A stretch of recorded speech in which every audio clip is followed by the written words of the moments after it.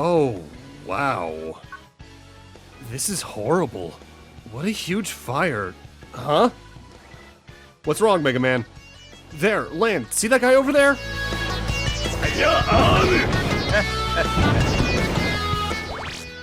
Fireman? He was a World 3 Navi. He started the fire. But World 3 doesn't exist anymore. Either way, if it's Fireman, we can't just let it slide. Let's go, Mega Man. Yeah, time to stop Fireman. He must be up ahead.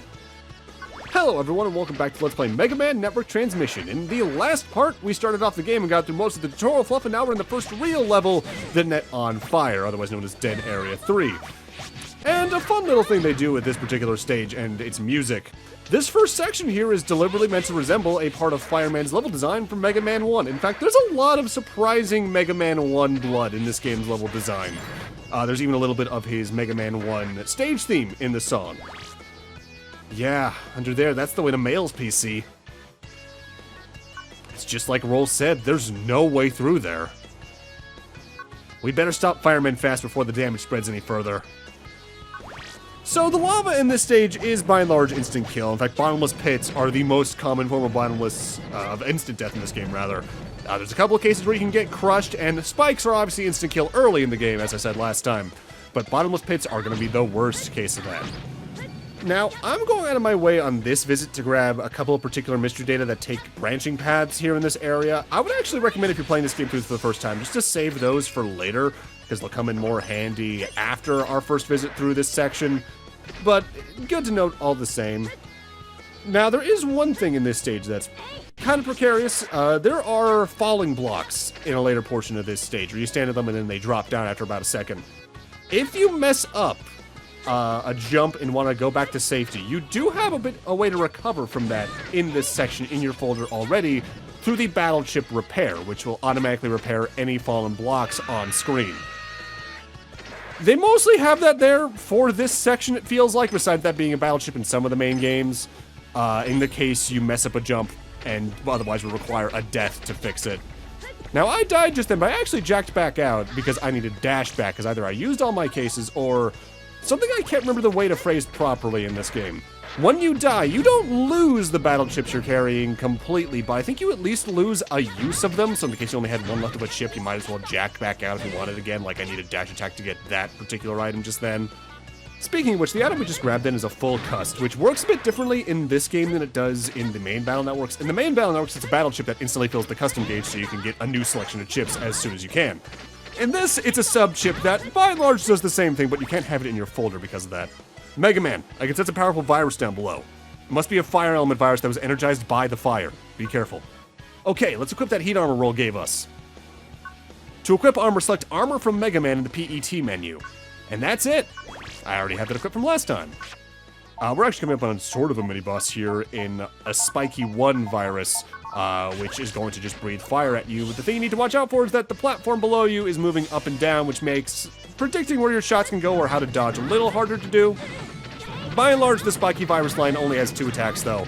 Fire that goes downwards towards the ground in front of it, and one that kind of goes in an arc straight ahead, similar to the dog in Woodman stage in Mega Man 2. Mega Man, the floor up ahead was weakened by the fire. You can run over it, but if you go too slow, you'll fall into the fire. Got it, but even if the floor falls away, if you use a repair, you can put it back to the way it was before. So be ready to do that, which is why I have it equipped. As a kid, I actually had a lot of problems with these jumps. Nowadays, not so much. If anything, the bigger problem is dealing with the canodomes and the fire enemies while jumping over bottomless pits. Because Mega Man does have a little bit of knockback in this game. Not as much as the NES games, but enough that it can mess up your jumps in certain circumstances, especially in tighter corridors. And that was a full HP recovery because now we're at the boss. Land, there he is. I can sense him over there. It's been so long since our last net battle. Are you ready, Mega Man? Yes, we are, except not, because now I'm gonna just sit here and let my custom gauge fill a couple times because I always want to go into boss fights with optimal setups for attacks. In this case, I want the AquaSword I bought last time. In fact, now I have 2 of them because during the jack out I did to replenish my dash attacks a few moments ago after I fell into that one spike and died. I went and bought another one with the Zenny I had, maybe even another 2. 2 is all you need for Fireman, but I'd recommend at least having the 1. Otherwise, anything that's long distance is your best bet here. Although the swords can be pretty good here, especially if you use a certain combo of them in a row that you already have in your folder at this point. Burtner, I'm bringing in just because I might as well. Mega Man, are you ready for battle? Absolutely.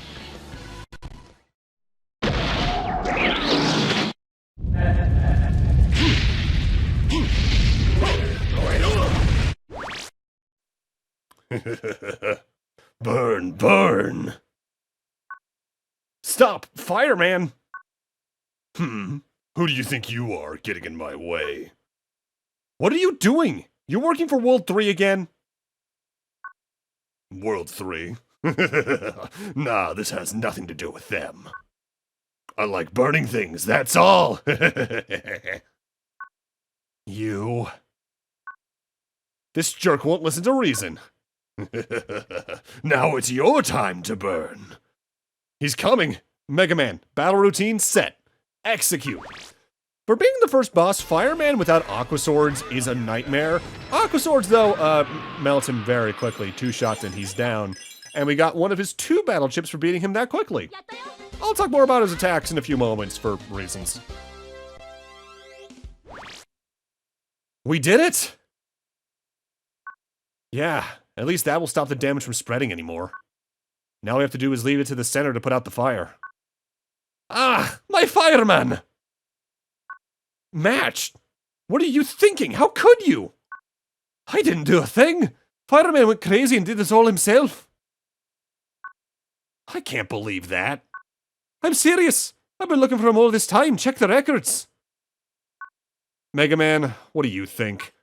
Yeah, there's no record of anyone operating Fireman, but what if he just entered the orders previously for Fireman to carry out? Look at that! If that was true, I wouldn't come strolling around like this. But I gave him a vaccine before the Zero virus could get him. Huh? Lan, I think we should tell your dad about this. If he examines the data from Fireman's remains, he might find something. Yeah, that'll prove my innocence too. Okay, well, there's no point in just arguing here. Alright, get the data and then let's jack out, Mega Man. Okay, got it. And you get a weird stinger between every stage, and it's always felt kind of weird. Right. That's strange. Dang that Match, I bet he's hiding something, I can tell. No, it's not Mr. Match. Huh? It's that vaccine Mr. Match installed in Fireman. Why, isn't a vaccine something like a medicine? Yeah, I don't know if you're ready to learn about this yet, but vaccines, viruses, navies, and chip data are all programs. So they can all be used for both bad and good things. So there are good viruses too? Well, I don't know about that, but a bad vaccine is conceivable. Ah, that's right! Lan, it was in today's mail news. The Zero virus vaccine is still missing. Huh? Oh yeah, so that vaccine Match used was a bad vaccine. Well, we can't be sure yet. We'll investigate this at the Psi Lab. I won't be able to go home for some time until this is solved. Stay put, Lan. I will. Don't work too hard, Dad. Alright, Mega Man, let's go. What? I thought you were gonna stay put. Are you kidding? Do you want my dad to have to work all night? If we can find the guy who is spreading the bad vaccine, he'll be happy. Yeah, I bet you just don't want your mom to get angry again. Thought so. Oh well, you are right. We gotta do something. Didn't I just say that? Okay, it's settled. With the fire out, we can explore some more. I skipped through that dialogue too quickly, but I took a screen cap of it just to remember what he said. So now we can essentially move back into the internet to progress on the plot, but if you look carefully next to the clearly Mazinger Z reference poster, we actually now have a little figurine of Fireman. Whenever you get an S rank, I believe, on a Navi, their figurine is added to Lan's room. I'll talk more about the intricacies of battle rankings within this game in particular in a few moments. For now, we got some email to read. As soon as I remember where the email marker is. About default chips. Special default chips. Do you remember how to set your default chips? Select your favorite chips in the folder screen, then press the Z button to make these chip your default chips so that they are available when you open the custom screen. You can only set chips that fit inside your Navi's default capacity. This setting is a very important part of strategy. Don't forget it. They brought that in from BN2, and I'm glad they did. Today at Higgsby's, we received a shipment of all types of elemental armor. Huh? Armor is the most standard type of defense program that you must install, huh? These power-up items can be equipped from the PET menu's Megaman command, huh? If you find one, don't forget to equip it, huh? I'm assuming that's personalized for his mailing list. Hello, official net battlers. This is the battle mailing list. Net battle simulators have been installed in various locations recently.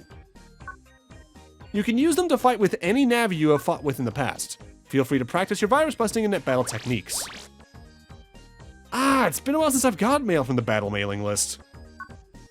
Freud secretly registered us on the list during that last incident. Maybe we should cancel our subscription before they find out and get mad? Well, yeah, but those net battle simulators sound fun. I guess they are. Roll just came home. You found her for me, didn't you, Lan? Thanks. I attached Roll's Navi chip to this email to show my appreciation. Be sure to move it from your pack to your chip folder or you won't be able to use it. One more thing, you can use my PC whenever you want. If you want to go deep into the net, my house has a convenient jack-in. And we get the Navi chip Roll, which does the same thing it does in the main games. Roll homes in on a nearby enemy, and then you get healed based off the damage. And we also have Firearm. If you do well on the first fight against any given Navi in the game, you don't get their Navi chip. You instead get their weapon chip. In that case, we got Firearm, which is going to work the same way as the Fireman chip. It's just weaker and doesn't pause time like Navi chips tend to. I'll be using weapon chips from Navis throughout the game intermittently, especially if they do over 100 damage or are quick, because that's the way I like to lay on my folder in this game in particular. But you'll see as we go through, because I do try to showcase my folder pretty regularly throughout the LP. So when Mail says she has a shortcuts in the net, she means that in the way of you can now use her house on the map to jack into Den Area 3 directly. So if you want a shortcut towards where we fought Fireman, you can do that no problem now. Allows you to skip past the first two areas of the map pretty quickly. Now let's go check out Higsby. You can now buy the later 3 elemental armors, which I do recommend picking up one of if you have the money for it. But you can also buy more AquaSwords, which I'm going to do, I think, eventually, just for the sake of having that. But for now, let's talk about the Net Battle Simulator itself. It's a boss area where you can refight any boss as many times as you want to get as many of their weapon chips or their Navi chips as you need to. You can also check your current ranking record if you press the R button. So this is where we're going to actually talk about what Fireman does attack-wise. He can use his firearms, which aim a little high and you can slide under him during, which are a very high damage attack for this point in the game. He can essentially use the burner battle chip where he surrounds himself in fire for a short while. I think he might even power up his other attacks a little bit. But ultimately, your goal is to just do as much damage as you can, as quickly as you can, because this fight is rough. The first 2 or 3 boss fights in Network Transmission are nightmares on the first run because of how much damage they do relative to the amount of damage you can put out, barring using things like AquaSwords. So now, having done a little more research on it in the 10 minutes since this video started, let's talk about busting ranks for bosses specifically. And I believe that's the Navi chip I just got right then. In this game, it is entirely your delete time and how many hits you take during a fight that determines your busting rank. Getting 10 points or above is considered an S rank. For Navis, getting a time of 0 to 30 seconds is a 10 points, 30 seconds to 40 is 9, 40 to 57, 50 to 60 is 6, and a minute and above is 4. And if you get hit 0 times, it's +3, 1 time it's +2, twice it's +1, 3 times it's -1, and 4 it's -2 rather. Fireman's battle chip is going in the folder for a good while because I just think it's that good, but I'm actively going back to the Net Battle Simulator to farm out that fight to get more firearms and fireman chips. This is where I can talk about the number next to a battle chip on the folder screen. That is the amount of that battle chip you have. If that number turns red, you have maxed out the amount of that battle chip you can hold at any point in time. And every Navi chip and their weapon maxes out at 5. Now, you can use Mail's network to jack into Den Area 3. But I, for a lot of the early games, still jack into Den Area 1 and go from there because that allows me to farm the early areas for Zenny. Hey, the fire is completely out, isn't it? Yes, the first time we came here, it was all on fire with no way down. Now we can use the link to the lower right of this area to go even farther. Okay, let's go, Mega Man. We gotta find the guy with the bad vaccine. So I came through Den Area 2 to get here, so we're gonna go through the early sections again, but if you jack in from Mail's PC, you're at the bottom left of the map. But also now, there's spooky viruses in this area, which are good for 2 reasons. They are some of the few viruses that actively will drop multiple battle chips. They can drop the Invisalign or certain recovery chips. I think they may recover 30 and 50, depending. Sometimes viruses of a higher rank will also drop the lower ranks of the battle chips. And there's an HP memory. You could see that mystery data when we were here doing the Fireman stuff, but you can't grab it because the platform doesn't extend that far out yet. So as for how virus busting rank is determined with normal viruses, and by the way, anytime I go into information like this, I'm usually getting it off the Rockman.EXE zone because it's the most clear and best laid out for all this information. For viruses, it is also still determined entirely on your delete time and how many times you get hit during that time. 10 points plus is an S rank. Delete time-wise, you get 10 points for 0 to 3 seconds, 9 points for 3 to 6, 7 for 6 to 12, 6 for 12 to 24, and 4 for 24 plus. And if you get hit 0 times, it's plus 1 point, 1 time it's a neutral. If you get it twice, it's -1, 3 times -2, 4 times -3, and it stays at -3 from there. That's a pretty tight window for getting high ranks on basically any given virus in the game, which is why a lot of the time the best way to get virus chips from just random enemies is to use Navi chips, because those will pause the timer for that, and you can just do heavy damage very quickly. That right there is a reg up. That is a returning item from Mega Man Battle Network 2. Since the fire has died down, we can go from den area to global area. To get to the link to global area from here, go down and to the right. The area above this ladder is in a horrible state from the fire. I should note, the net on fire is basically the only stage in the game that is actually made up of a part of the main internet. There are no missable viruses in the game, so don't feel bad if you missed a chip that you could get during the net on fire section. That orange teleporter there is an important one. If you jack into the internet from Mail's house, that's where you pop in. But if you didn't jack in from there, you can use that as a jack out point. Any entrance to the internet is also an exit, which comes in pretty handy if you're going from one place to another and you don't want to walk all the way back to where you jacked into. New enemy around this area, though, are ratties. They are little rats that go along the ground and fire off their ratons in front of them. The ratons will follow the ground and will also fall down any walls that they come across, but they cannot climb up them. So if you run across a ratty and you're on the high ground, you're safe. If you're on the low ground, be a little careful. But they're a little annoying in that they're the first case where an enemy is much shorter than you. And Mega Man's Buster cannot aim downwards, and most battle chips fire from where his Buster is, so you need to be a little careful with placing yourself in fights like that. Also, it's a song you hear a lot, but the main internet theme in this game is one of my favorite songs in the franchise. It's just so good. The soundtrack for this game has 3 composers, Shinji Hosoe, Ayako Saso, and Yosuke Yasui. Hosoe did a lot of work on Pac-Man 99, some of the Zero Escape games, namely Zero Time Dilemma, though I think they also did some of the music for 999. They also do various Beat Manias and all that, but they are very prevalent in the Street Fighter EX games. Ayako Saso similarly did some work on like Pac-Man 99, some various Tekken games, a lot of Ridge Racers, 7 and 2 on the PSP in specific, but also some custom Robo music and also Street Fighter EX. And Yosuke Yasui worked on the soundtrack for Gungrave, Natsuki Chronicles, a lot of the Naruto Ninja Revolution games. By and large, this game's soundtrack's really good. There are some songs that definitely sound better than others, though.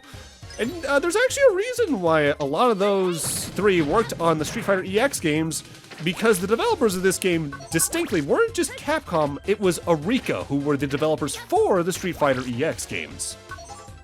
Cross-bomb there does the same thing it does in the main games. You throw a bomb and it makes a plush-shaped explosion. The bomb-type weapons are kind of weird to work with in this one because the arc for throwing them is very off-feeling, but there's a lot of times where you have level design like that where the platform in front of you is just high enough where you can take good advantage of it all the same. The big problem with it is that it leaves you open for a good while, as a lot of chips in this game tend to. The cannons are good in this one just because they don't last so long, rather, because they go off so quickly. The global area isn't a lot to write home about with new enemies. Yeah, there's B-tanks that are kind of hard to hit in some cases. The biggest thing to note here is that you can even see the little section to the left of me right now.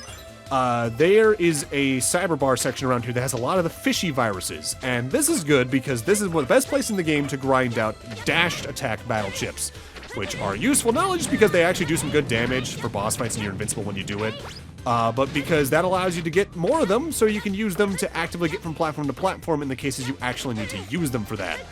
I don't quite grind for these chips between episodes, but there are times when I show my folder, you might notice I've got more, and that's usually because I went out of my way to get some more. I will outright warn you if I'm actually going to grind for a battle chip, though, just in case people are using this as a guide. Like, just a general word of thumb. Whenever I finish a boss fight and do the refight at the net battle simulator, I'm then immediately jump cutting because I'm grinding for at least 5 of the Navi chip. So like I said, I tend to, if I'm ever having to go to a later part of the main internet, still jack in at Land's PC and walk all the way. It is mostly just a grind Zenny, because the amount you can find in an area is actually good enough to help you get towards some purchases, but also enemies will drop some more. And that's mostly because a lot of the big things you need to buy in the game, particularly whenever you need to buy HP memories or power-ups, are very expensive by endgame. I'm talking multiple tens of thousands of Zenny. And every little bit I can get to get towards that goal early on, I like to take advantage of. But also, there are some battle chips that are exclusively bought at stores. Like, AquaSword isn't permanently, but it is for now, for instance. There's Swordy 1 viruses, they have the Longsword battle chip, but you already have the start, but it's good to get a lot of those, because Longswords are the only main ones of the sword trio I like to have in my folder, because their range is really good. Wide swords have more vertical range in this than horizontal, by the way, just because of the setup. But with that, I'm going to need to end this off here. Thank you guys for watching, and in part 3, now that we're done here in Global Net 1, we're actually going to go check out the Outer Net. See you guys then.